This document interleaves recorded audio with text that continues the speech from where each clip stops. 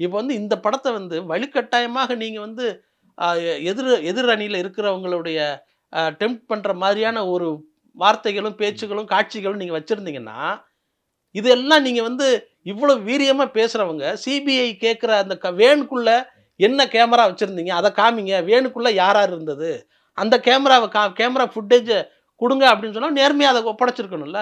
வினோத் அவ்வளோ பெரிய பக்திமானா பேசுறாரு, நான் பஸ்ஸுக்குள்ள இருந்தேனா இல்லையான்னு இதுக்குள்ள சொல்லிடலாமே, பஸ்ஸுக்குள்ள நான் இல்லைங்கிறத சொல்லியிருக்கலாம்ல, அதை சொல்லலையே. அப்போ வந்து அவருக்கு வந்து இனிமேல் தான் வினோத்துக்கு பெரிய பிரச்சனை ஆரம்பிக்கும். இந்த ஒருவேளை விஜய் படத்தை வந்து அவர் எடுத்து முடிச்சு நல்லபடியாக ரிலீஸ் ஆகி அவர் விஜய் அரசியலுக்கெல்லாம் போயிட்டாலும், வினோத்துக்கு அடுத்தடுத்து படங்கள் கிடைக்கிறதுலையும் அவர் படங்கள் இயக்குறதுலையும் அவர் பெரிய ஒரு சிக்கலில் வந்து அவர் மாட்டிக்கிட்டாரு அப்படிங்கிறது தான் உண்மை. முதல்ல ஒரு விஷயம் என்னென்னா, ஜனநாயகம் என்பது தான் சரியான சொல்லாடல். ஜனநாயகன் கிடையாது, பன்மையோடு சேர்ந்து இருக்கிறதுக்கு பேர் தான் ஜனநாயகம்.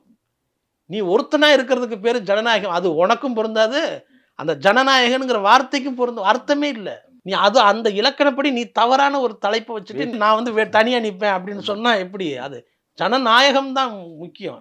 இவரை வச்சு ஜனநாயகனை வச்சு இந்த படத்தையும் விஜயும் வச்சு ஒரு பெரிய கேம் நடக்குதோ அப்படிங்கிற வந்து நம்ம பார்க்க வேண்டியிருக்கு. என்ன அப்படின்னா, பராசக்தியும் வெளியாச்சு, ட்ரெய்லர் வெளியாச்சு, ஜனநாயகன் ட்ரெய்லரும் வெளியாச்சு, பார்த்துட்டாங்க. இப்போ இங்கே இந்த ட்ரெய்லர்லேயே இவ்வளோ பெரிய வித்தியாசம் வந்துருச்சுல்ல.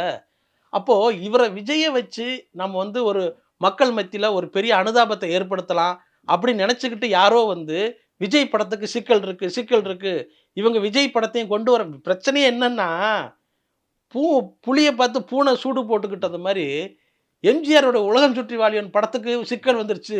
எல்லாருக்கும் விஜய் எம்ஜிஆரை வந்து இது பண்ணிட்டாங்க, எம்ஜிஆர் படத்தை வெளியிட முடியாமல் போச்சு அப்படின்னு சொல்கிற மாதிரியான ஒரு தோற்றத்தை ஜனநாயகன் படத்துக்கும் ஏற்படுத்துகிறாங்க.